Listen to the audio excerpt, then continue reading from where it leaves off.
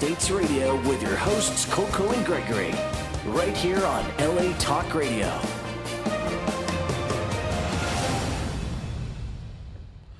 Hey, hello everyone. Welcome to another episode of Glam Estates Radio.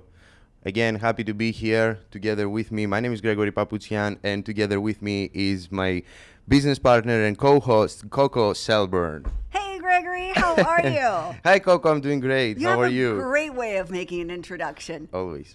Absolutely. I'm getting better to it. Oh, you're doing great. Don't you think, guys? Don't you think he's doing a great job? The crowd goes crazy. Working on it. You're doing great. I hope everybody's doing well, and thank you for tuning in. Thank you very much. Now, I'm still feeling a bit of a high from last week's show.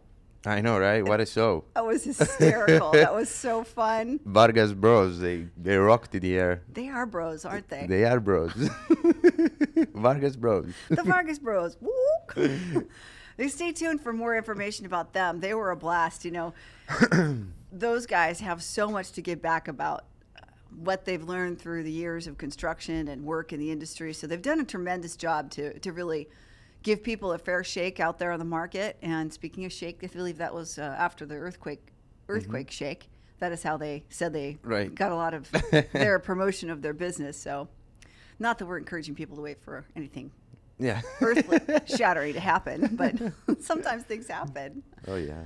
So speaking of happening, hey, I know debate today, tonight. My gosh, I know we're having a lot of people who are interested to hear about what could happen, and just on a and it's right here in the valley.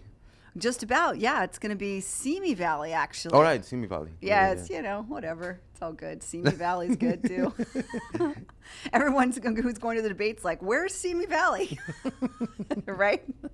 So at the Ronald Reagan Library, the Mr. Republican himself. Right? I think he played Mr. Republican in a movie, didn't he, Ronald Reagan? He could very well have. That sounds like something he would have been. And that has really brought to light Mr. Trump himself, who is going to be there, the Trump, and his views. And since he's related to real estate, on a quick note, so much, I can't wait to have a conversation about us and Trump in the future. And with him? With Trump? Yes. Mr. Trump, Donald Trump, this is a call out. I'm telling you, you're welcome to be on debate in our studios. We welcome you. I mean, sure, why Bring not? it. I mean, I don't know about other things, but for sure he knows real estate, you know? He absolutely knows real estate. He's been there for the nosedives, the highs, the lows. He's been there for just about everything. And I have been part of his system at some point as well, and I can attest to the fact that he's got some great head up on the others in the industry for giving you information about, should we say it, For sure. foreclosures. Today's big topic. Yep, foreclosures. Among other things. Among other things, yes. Yeah, Donald Trump has seen himself through many things. And he, if nothing else, regardless of his political stand, and again, I would love to have him on the show so we can talk about that. His political stand? I would love to chat with him in person. That would be outstanding. Anyway, but I digress. Let me text him and see if he can come after the debate. I'm afraid he's got nothing to do. Donald, the Don. Anyway. My cousin was on that show, though, The Apprentice, the one in L.A. when he was on that one. Oh. He was looking to be the first openly gay apprentice, and that was when he outed himself with us. It was pretty fun, actually. Okay. That was funny. Thanks, Don. Hi, Donald Trump. What's up? That was fascinating. So I say we go back a little bit and talk a little bit about his rise, and only in the sense of, not that this is about him, but really only to state that, listen, the guy has figured out how to rise and fall in a way and still make a huge amount of money. He's a solid proof, of real estate is making you money, and it's a good investment. long term or whatever, it's real estate. Everybody has real estate on their portfolio. It's a must have. This guy knows how to play with it. in different Play levels. with what? With the real estate. Oh, thought you're talking about his hair, maybe. Right. And maybe in different bigger levels, but real estate is a must for everyone. Own a home, start from there. Own a home, don't rent. That's right. The real estate, the property ladder, as we call it. Exactly. The property ladder really is about starting with something. And as we've discussed in the past, and what you may or may not be aware of, gosh, this country has seen a big change. And if you're looking, perhaps you're on the market right now for a first-time home buying situation, and you're not as familiar with what took place when the whole debacle took place in the mortgage industry, and banks were being closed left and right. And this is what we're going to talk about today. Yeah, foreclosures, people. It's a big deal. Before we get deeper into that, let's say that our phone number is 818-570-5085. This is the phone number right here at the studio where you can call and ask us questions, say a joke with us, whatever you feel like.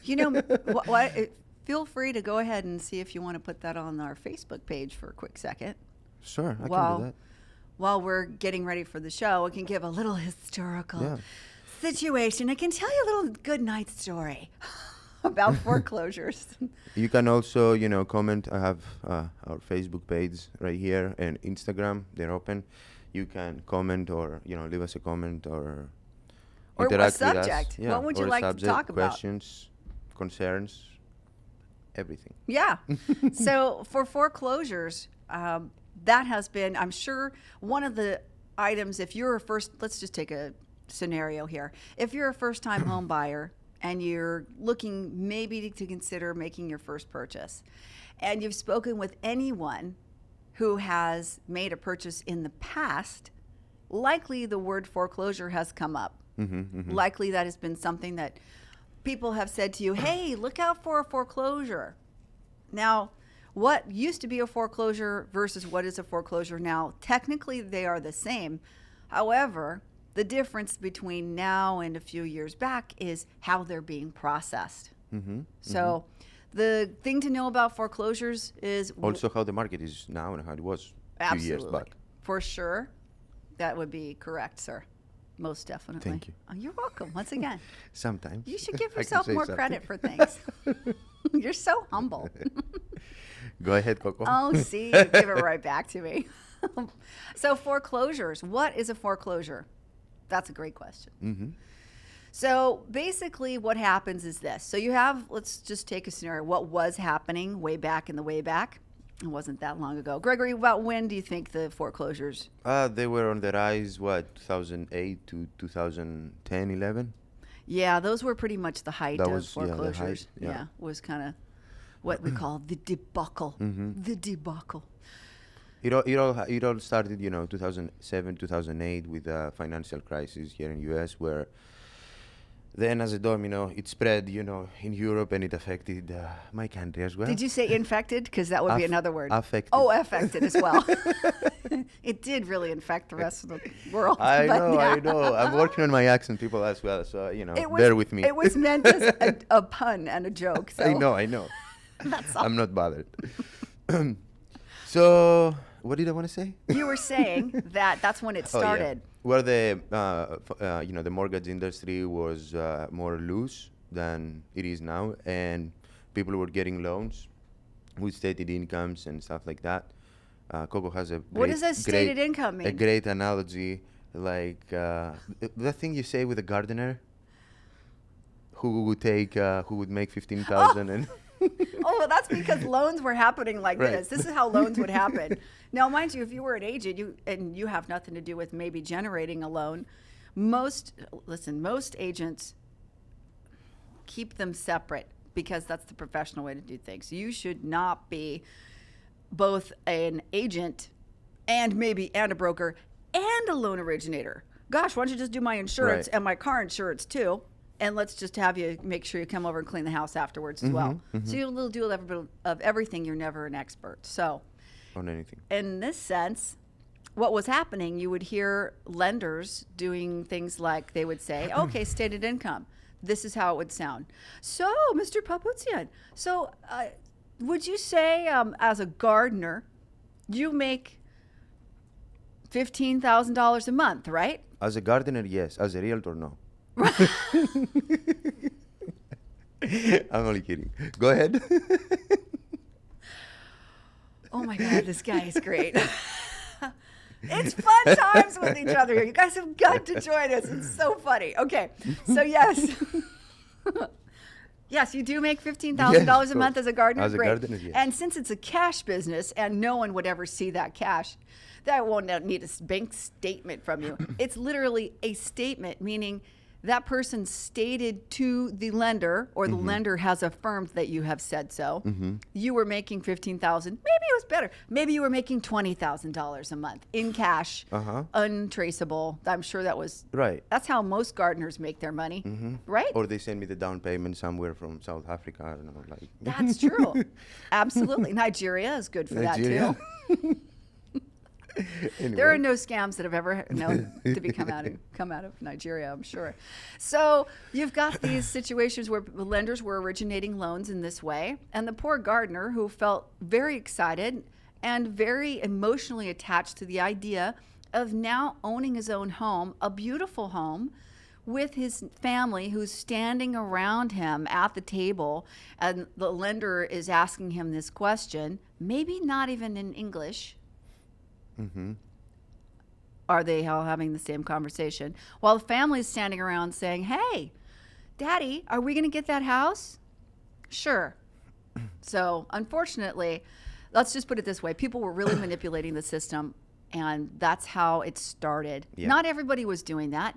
Not everyone was doing something wrong, but it was happening too much. It was too easy. And in all fairness to the loan originators out there who were getting started in the industry, I can't say that they were necessarily trained very well up front as to what the consequences could be. Right. They were outsourcing these They were just individuals. looking, to make money and more production and stuff like The that. banks, yes. And, when you do that, you don't care about what's going to happen later. They're like, yeah, well. And I don't think a lot of them even realized what they were offering to the world. I don't think they got it. Yeah, yeah. But a lot of them did. So a lot long of them were story doing short, it. that's what was happening, and then it hit the fan, and then It sure did, including poor Gardner, poor Mr. Gardner, who would show up and say, gosh, I know I said I made $15,000 a month, but the truth is I can't pay $5,000 a month in a house payment. I just can't, and that's reality. So that's couldn't make their payments. As a result, bank had to foreclose on their homes, and they came up, with so many properties. And long story short, again, that's how foreclosures hit the height, from 2008 to 2010, yes. 11. And to make long story longer, so what then would happen was, so people were living in their homes and they would get these opportunities. What did happen? What's important to know about what foreclosures are today is to understand its past, and that's why we're sharing with you what's the history of it, so you know what's different between now and then. And when people are asking you, with good reason, family and friends will say to you with absolutely the best of intentions, hey, check out those foreclosures. Let's talk about those differences so you know them, and you'll be fully ready to take on the ability to discuss or be in the realm of a foreclosure. So then the next step would happen was they couldn't make their payment. Generally what would happen was you didn't make a payment for a month, maybe 2 months, 3 months. Now, there's no demand or regulation that says a bank or the people who are running the loan must send you a notice, what they call a notice of default. That happens after not 30 days, not 60 days, but After 90 days. After 90 days. So 90 days of no payment, or I should say three full missed payments. Yes. So if you've missed the payment for 3 months, technically they can file a notice of default, which means you've defaulted or not paid on your loan, and that officially goes on file with the county that your home is in. And it also becomes public record after that. Absolutely. So everybody knows. That's why you get those mails, for those who have Everybody knows. missed their payments. They start getting mails from investors or other, people who want to buy their homes and stuff like that. Right, and those are ones, and especially in the past, they were getting these notices. Now, what the differences that were happening was, so you'd have this 90-day period where you didn't make a payment. Some banks were very aggressive and noticed and filed a notice of foreclosure, which means basically they're going to sell your property on the 120th day, not 90 days, but now on that day. If you haven't made your payment up till then. You mean they filed it immediately? Right, they would file immediately. So technically the shortest period of time for someone to be fully processed on that would be 120 days. 4 months, yeah. 4 months, and then you'd have to leave, and there could be an eviction, there could be cash for keys, meaning they were paying people some small amount of money in order to go ahead and leave. Right. But let's talk about, those were the extremes. They were very short term. The reality of that was, man, people were living in homes forever, and they were trying to. They were scared. Yeah. And they were scrambling to try to make their payment back. They didn't want to lose their home. They didn't want to lose their investment, with good reason.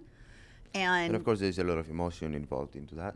Sure. People are like, it's your asset, it's your home. It's your home. It's not even. It's your home. You don't want to lose it. No way. It's your family that lives there and all that. So it's really, really, really, really hard. Yes. When things like that are happening. And you've got, go back to the gardener, this poor gardener who's got his family who was standing around him is also now standing around going, but daddy, $5,000 a month times 4, gosh, don't you have $20,000 you can suddenly pay the bank? Right. It's tough. And people were staying in as long as they could at the time. Again, the mandate is different than what was happening. There's no requirement for them to give more time, and there's no requirement, meaning the banks, to extend the time or shorten the time. They just had to hit the minimum. They couldn't try to set a foreclosure date or an auction date less than 120 days. Right. They just couldn't. So then what they would do is people were trying to refinance. People were trying to save their homes. They were trying to get a modification of their loan, Whatever get a reduction. Yeah. There were many programs that were available at the time because so many people lost their homes. The flip side of that was, even though people lost their homes and then they eventually became part of the renting community, whether they wanted to or not, it forced them out of the ability. If you had been processed on either short sale or foreclosure, we'll talk about short sales a different day. Yeah. But Can't talk about everything the same. no, foreclosures is enough for one moment of time to talk about. Right. For you guys especially. We could talk about it all night. But with the foreclosure, you would then have this period where you try to do some sort of a change or try to do a modification. There were many things that were offered and many things that didn't work. So most people were staying in the home with the hope to save the home and save the loan. Most They were of the staying time. for what? Like, what's the longest you have seen actually? Oh, yeah. Couple of years? The longest on record I've ever heard of was 3.5 years. 3.5 years, yeah. With no payment and Not a single payment. no foreclosure date and just pending. And I'll tell you what the reason behind that would be. In most reasons was, at that time, that is no longer the case, guys. This is not the case now. At that time, there were so many properties available for banks to now have to take back. Then to process. they had to process them. They had to get manpower to get trained on how to handle the foreclosure. Then once they own it, then they're responsible for taxes. And guess what? There became laws in place that required those properties to be maintained. So they had to maintain them. That means if nobody lived in it for 3 years, huge cost for the banks as well. So that's why. yeah. So you've got things like you've got the lawn. They can't have a dead lawn. So they were making them maintain or cut them down or keep them to a minimum. So all these properties, you're talking, really millions of homes that became all available. across the nation. Oh my gosh. And so then So what many. the resolution became was they've got all these on record. They have all these properties. So the inventory became huge, right? So then it became popular to sell these properties, and many times they were in bulk. Exactly. You nailed it right on the head. So we had many investing people coming in, especially from Canada and outside the U.S., especially because they were offering at that time these visas to assist people for multiple units. When you bought X number of properties and you hit a certain price point, you could then be a manager, and then you had a visa because you had to manage properties. And another group that took on the most of these, a lot of these retirement firms have taken, or companies have taken on rentals. For example, Blackstone, huge company, has taken on an enormous number of properties over the years now. They took them in bulk. The public never saw them. The banks were scrambling. Holy schmoly, how are we going to get these off our hands? We got to get rid of these suckers. What are we going to do? They make a good deal to Blackstone or any other Blackstone in bulk and sell them in bulk in hundreds of properties. Right, one just at company. a time, like, just 10 million in properties. Okay, So great, they just take get them off their yeah. get them off their hands. And that was the basis for what we see now. The trend was those people who did lose their homes, they became people who were no longer able to get a loan for from 2 to 7 years. If it's a foreclosure, 5 to 7 years. Oh, yeah. So they can't get a loan. Those people are just getting out of that scenario. The laws have changed a bit. They've loosened up, but initially they were excluded. You're talking how many, like if someone had a foreclosure, how many years it takes them to be able to buy another property again? Correct, to get a loan for another property. You can purchase if it's cash. I mean, yes. People always like cash, don't they? So that's what was happening, and this still affects us today because they control rent now. Like these big companies with all these properties that they have, they control the rent. That's exactly right. So you saw this huge bulk of people who were displaced from home ownership and now became renters. The flip side became that these properties they used to be just rentals that were apartments, right? And they weren't so hot necessarily in the beginning. Then the people saw that, there's going to be an influx of renters. We better fix these up, and now we can charge more money. Right. Also for the multiple unit residences, they did the same thing with those. For apartment complexes, maybe larger complexes, then they were tearing down buildings. You saw a lot of new construction, apartment, quote unquote, luxury buildings go up. So between the luxury buildings and now this huge bulk of rental properties that these groups own, they all picked up, X number of homes. They did work on them, made them, quote unquote, luxury, right? Without air conditioning? What is luxury? Or without. Right. And, obviously we're a little tainted by what we see as, quote unquote, luxury. We've seen everything that's considered luxury because it has, tile floor. Right. So what? Tile floor, and it has a form of granite. So luxury. So glam. Oh, so glam. Not.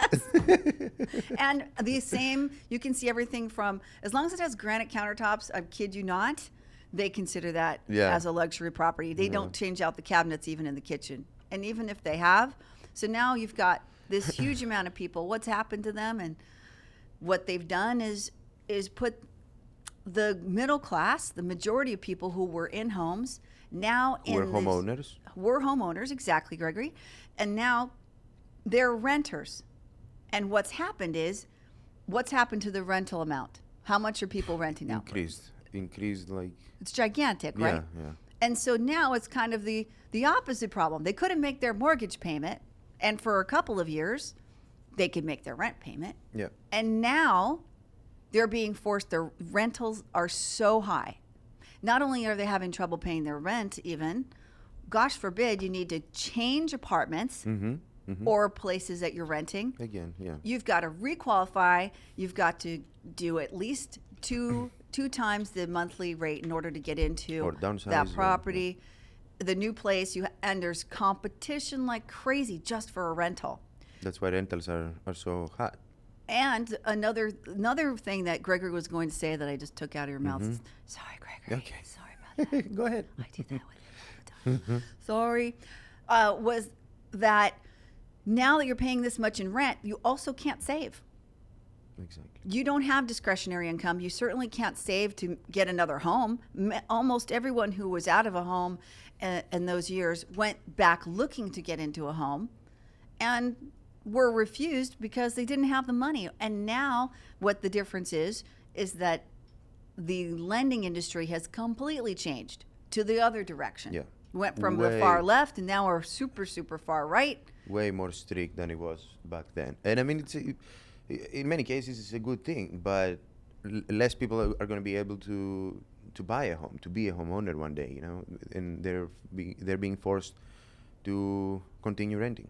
That's right. And we've eliminated, accidentally or not, and those who have seen this understand where we're coming from with this. The middle class has disappeared significantly. What used to be a defining factor for middle class was home ownership. Mm-hmm. And that has been eliminated to a huge degree. Since what year? Do you know what year? Away. Did you see in the report that I sent the other day, did you happen to catch what year? I don't know if you remember what year. This is the lowest number of home owners in the country since what year? I don't know. I'm not sure. I read 1967. Wow. That's crazy. That's crazy. Wow. Our home ownership is down that far. And that is a scary place, in my opinion, for the country to be. My opinion is going to be continuing increasing. Decreasing. You think it's going to decrease? Yeah, less and less people are going to be able to buy homes. I think that without the changes that you meant that if the industry hadn't changed what they were doing, like you're seeing at the new trends that they have. I got a little confused. Anyway. Yeah.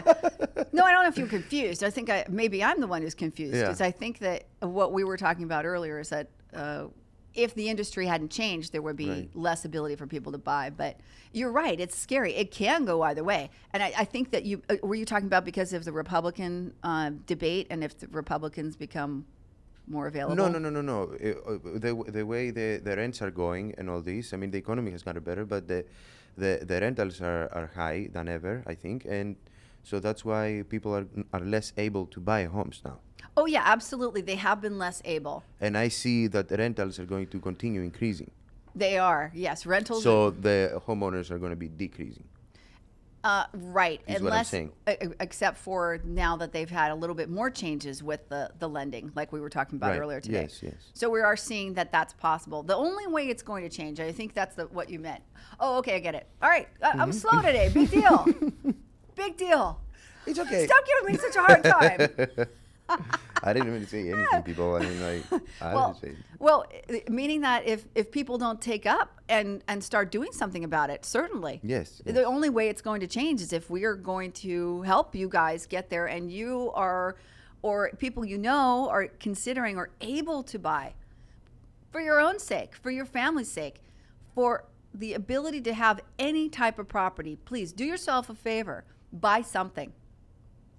Buy something, even if it's something that you rent out. I know that goes against what we're saying, but it's kind of like the fight against the machine.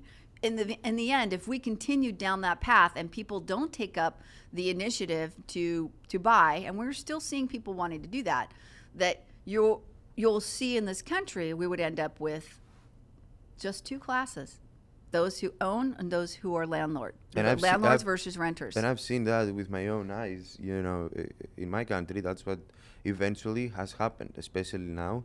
And right now, even the homeowners that can still, that they have properties because of all this taxation and all that, they cannot even afford their own property that is paid off. But that's another story. But I'm just saying.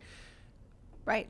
That's well, a we different saw story. that here too, and then that kind of comes in waves. Like in Greece right now, there's no question that you can buy a home. Like, not that the rents are high, but now they've made it so expensive to maintain a home with the taxation. There's taxes even for your electric bill. You pay taxes for your home every month.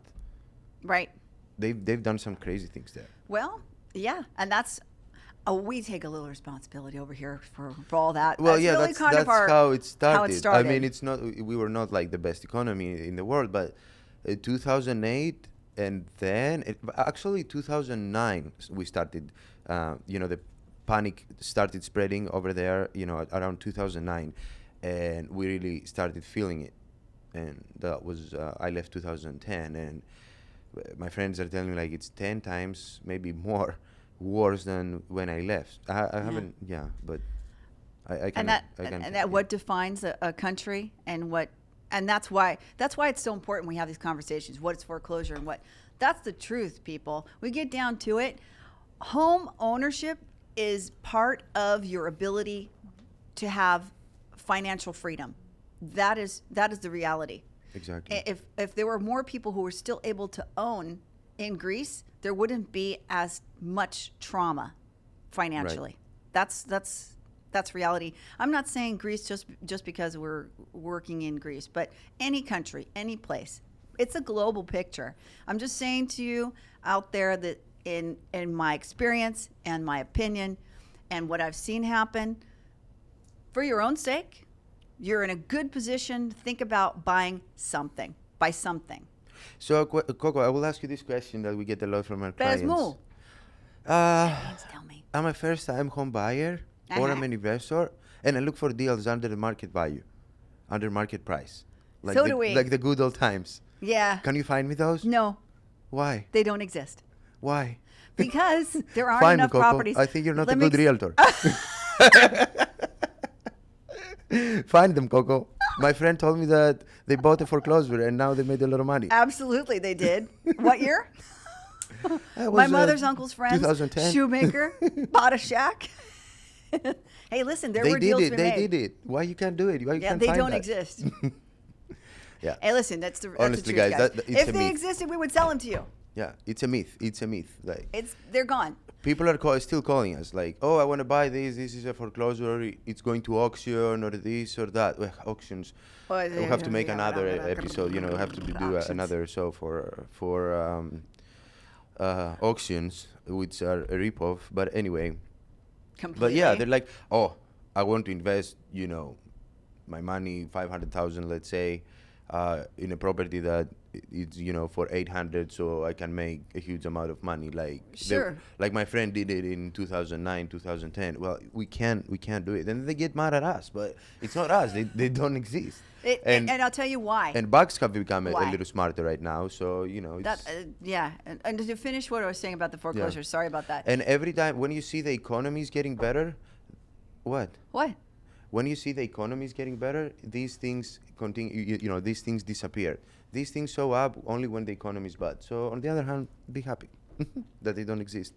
That's right. It's a good sign in some ways. The foreclosure part, the difference between what they were then as they are now, just to touch back, I don't think I actually finished that statement. Not that I would ever have a spinning wheel of topics, ever. Mm-hmm. That never happens with me whatsoever. So a foreclosure then versus a foreclosure now, first of all, they almost don't happen at all now. And the difference between now and then is the banks have smartened up big time. They are not losing a penny. Right. They're not going to sell for $1 less than what the market says. As a matter of fact, most of the time, they're so in touch with the market, they think that they can get more than what the listed price is. So think nothing of the type of property that you're putting your hands on or trying to get. If you think that someone has told you in the past, which would be accurate for their experience at that time, that they got a foreclosure and it was a really good deal. I'm sure it was. No question. However, times have changed. We also can't get coffee for a dime anymore at most places. But why? We could. 50 years ago. Take it to downtown LA. There's one place I think that still sells it. But anyway, my point to you guys is please don't hold on for that. You're going to be frustrated, you'll be irritated, you'll be upset that you're waited out for something and have false hope for something. There are still good deals to be had, but they are not necessarily foreclosures. In fact, I would argue that a foreclosure is not only more difficult and you can frequently pay more than you need to. Banks are not helpful in accommodating a buyer. They do not care if you need another week. They don't care. They will cancel you in the middle of escrow if you need another week to finish your loan. They don't care. Plus, they take a lot of time. They take their time, and one department doesn't speak to the other. And I would say they're much more complicated. And if you are facing a foreclosure today yourself, if you're an owner and you're facing a foreclosure at this point, please do not kid yourself. There is no safety net anymore. There's no loan modification. There's no way to refinance, really, Yeah, because out of the situation. people like homeowners still think that I can do something. I because can wait. The whole thing is like too emotional. It's tough. Yeah, I don't blame them for feeling that pain. Right. It's difficult, but just know, if you've gotten to the point where you are yourself in the middle of a notice of default, please call us. We can help you, but you have to call. We won't know otherwise. I mean, we could go on the public record and send you a letter, but everyone and their mother is doing that. And you have to find someone who cares about what's going to happen with you. Like with Gregory and I, we care about what happens. And we've helped a lot of people. It's happened. It's happened to people we care about, people we love, and we've helped them through that situation. So please, if you're in that situation, call 323-425-9484. Do not wait. It's incredibly important. Every minute counts. Right. So don't hesitate to contact us. We will get you through it, but you have to call. And we've done it. We've done it many times. We know how to do it. That's right. So we've been here for it, and we understand it. And then on continuing on that with the foreclosures, knowing that what's available on the market and where you can go ahead and find deals. When those investors call when they made like 8 purchases in 2009 for nothing, and they're calling today, I think most people get now that foreclosures have their pros and their cons. The pros are that they're something of the past for the most part. They have picked up a little bit. And let's talk a little bit about what we're seeing available on the market. Many people who are the reason why properties are valued the way they are. And now with foreclosures at that time, like we talked about, we had we had surplus, right? We had too many properties, not enough buyers. Now it's the opposite issue.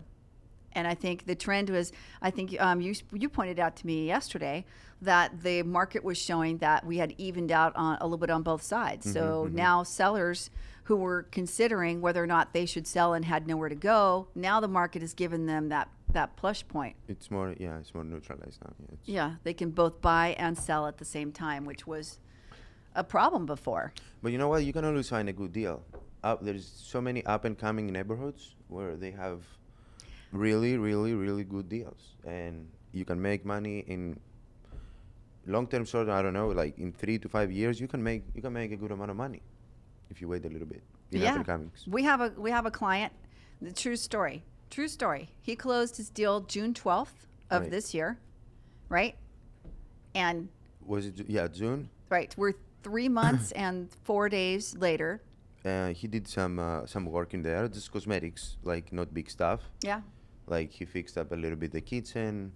He did a renovation, but it's a condo. But I mean, no structural. He didn't add square footage. Nothing. It's a like condo. That. Yeah, it's a condo. So there's only so much you can do. Yeah. And how much is he selling now? He's going to sell it for about $125,000 more in 3 months. That's a rarity, guys. It's a rare thing. But we did find him a good deal, didn't we? Oh, yeah. You found him a good deal, actually. I had nothing to do with it. So you're going to sell it now so I can find him another one. That's true. Now he's moving on up. That's his property ladder. That was his first home purchase. And he wasn't from this country. So don't let that be something that's on your mind. Like, oh, can I qualify? Listen, if it's going to work, it's going to work. The only way we'll know is if you call and we help you find out the answer for yourself. Exactly. And are we running any promotions right now? Sure. Are we? Why not? Oh my God, you're so funny. So what's our program? Okay, well, for those who are interested and want to really get into the program, we're going to put our money where our mouth is. What? Mm-hmm. I heard that high pitch. No, seriously, if you're interested in buying or selling and you list or you get into escrow with us before October 1st, we're going to give you 20% back of the commissions. What? 20, you said? Sorry. Oh my God. Sorry, You're kidding Gregory. me, CoCo. Yeah, I know. You'll be fine. So that means, for example, if you're, let's say if it's 2.5% on a $1 million property, that's $5,000 back in your pocket at the close of escrow. So that just means that if you're in the middle of getting into escrow between now, you start with us, just call and register. You can call and register with us. We'll put you in the system, and that way you're insured to get that. And you can pass that along to other people, by the way. If you have a family member or a friend who's interested. Spread the word. Yeah. I mean, we'll honor that. We have no intention of hiding from anybody, and we're here to make things happen. We believe in what we're doing because we want this country to have full ability to be powerful and have wealth for themselves and re-empower the middle class and those who believe they couldn't before can. And let's see, how many more people can we put into homes by the end of the year? Let's see. Ooh, let's have a contest. Oh, I like the way this is going. And then we can really give back in a huge way. I like that idea. So there's a lot to be done. So guys, if you're thinking about, even if it's a condo and it's anywhere in Southern California, if it's a house, you know, do yourself a favor. Listen, we're here to help you with that. If you're looking to get into something bigger, maybe you've already got, like, maybe you have a 5-bedroom house and 3 bathrooms, and you're like, listen, it's just me and my spouse. We've been here. The kids are gone. They're out. I really don't need this house. Right. I mean, it's great to have it, but you still have to pay to air condition it. You have to heat it. You have the utilities on it. And do you really want to maintain it? You can downsize and buy another one and renting it out. And we'll honor both sides of that transaction for you. So we'll give you the reduction on each side. Man, that water bottle's going to hit me in the head, right? Okay. Sorry. Okay, enough. Why don't you go back to change the subject? Why don't you go back to Starbucks? Like, you were offering Starbucks coffee, you were offering burgers. Cheeseburgers. Yeah, you were offering stuff like that. I was totally fine. I'm horrible. Well, I'm sorry. No, I'm not. Just kidding. Just kidding. We love helping you. Do we have any listings, CoCo? We have. That we would like to let people know? Well, we have that. We have that one coming on the market. Right. If you're looking for a 2-bedroom, 2-bath condo in West Hollywood, we've got the score of a deal for you. Beautiful. Beautiful. This guy has made it so nice. So nice. It's gorgeous. I was going to ask him if he wanted to find a renter for it, but to be honest, we have a call. Outstanding. Hello, you reached Glam Estate Show. Hey, guys. Hey, Josh. Hey! It's our biggest fan.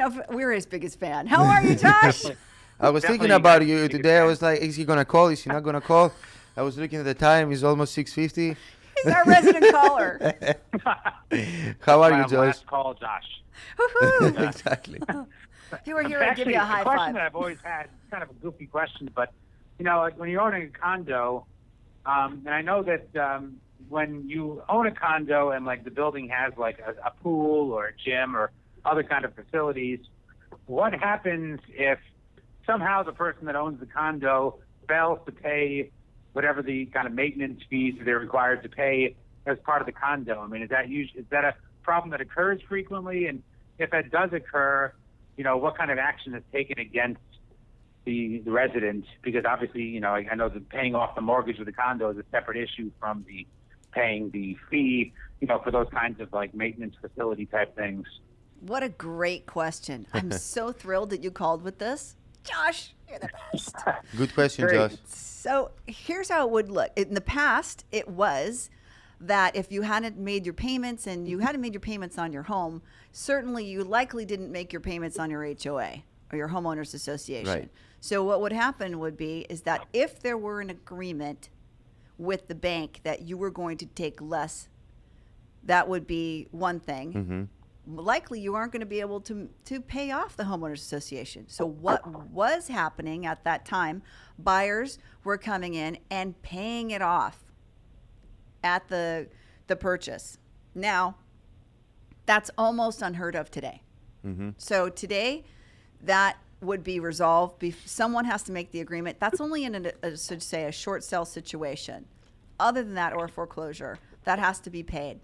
But if you're not facing that and you're just making a regular purchase, guaranteed there is no way that escrow or that purchase will be completed without it being paid off. So the buyer would be, regardless, they would know up front in the beginning what they're facing and whether or not that was something that had to be paid off before escrow were finished. But it's almost unheard of today for a buyer to have to even consider that to be an issue. That's the seller's responsibility.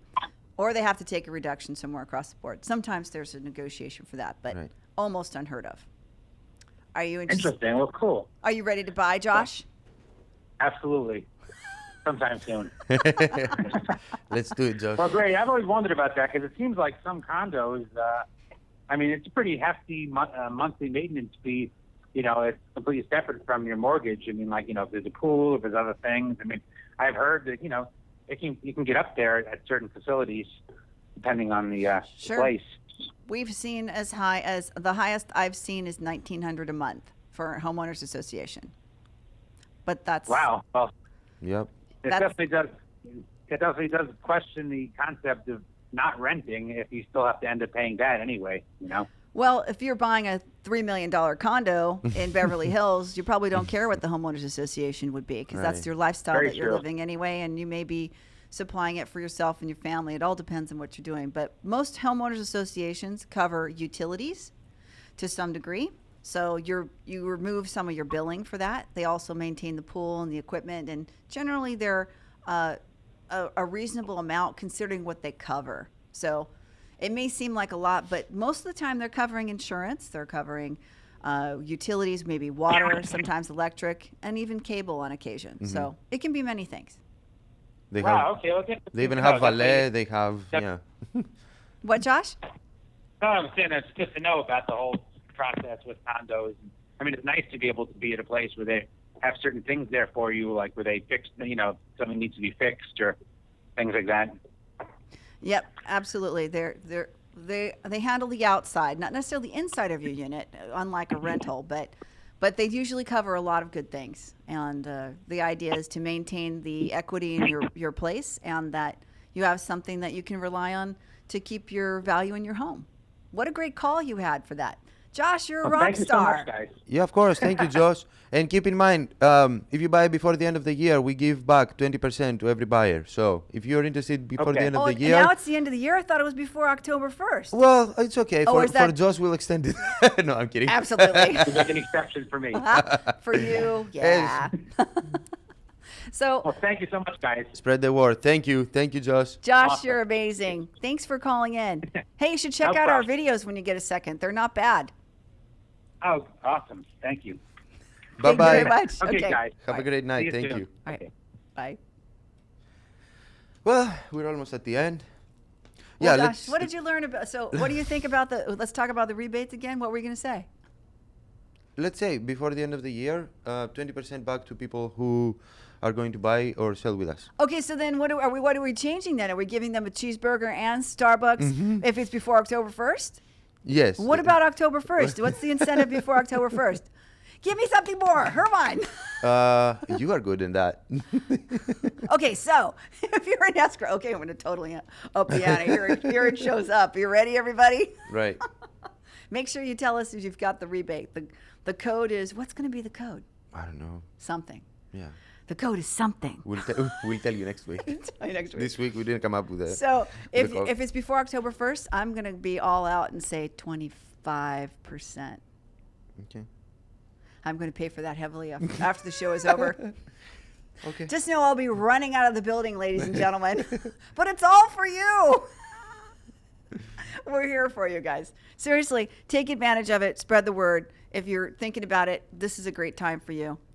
Don't hesitate, because we don't know what next year's going to bring. We don't know what interest rates are going to look like. We have elections. We have elections, and prices can change, not to mention what the biggest part of that will be, the interest rate. So please, for your own sake, move forward. Don't hesitate. Call us. Call us at 323-425-9484 or 562-537-2595. You can also find us on Facebook, Glam Estates.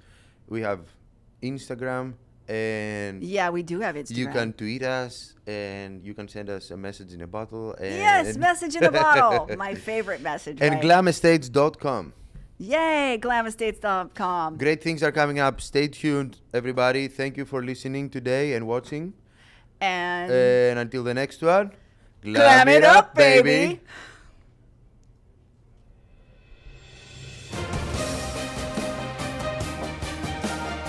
You're listening to Glam Estates Radio with your hosts, CoCo and Gregory, right here on LA Talk Radio.